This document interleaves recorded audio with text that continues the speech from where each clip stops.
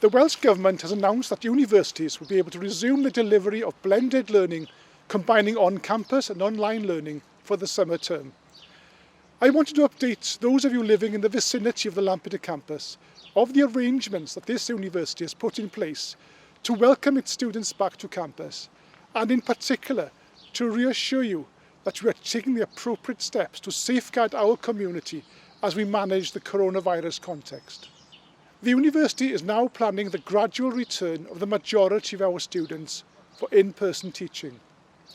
Those students who will return to the campus will do so in a phased and managed way over the next few weeks. We have put a range of measures in place as part of our risk-assessed approach to reduce the number of people attending our campus at any given time. These measures include making appropriate adjustments to the delivery of our programmes and services, as well as to the campus environment, and include providing access to regular testing, wearing face coverings, physical distancing and hand hygiene.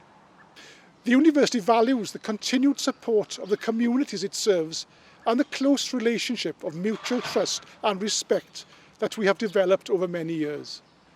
The past year has been difficult for us all, and we have missed welcoming you to the campus to enjoy the many events which are important aspects of university life. The summer term in particular is the highlight of our academic calendar as we celebrate our students' achievements. Our staff and students have worked tirelessly during the year to ensure that learning and teaching continue despite the coronavirus.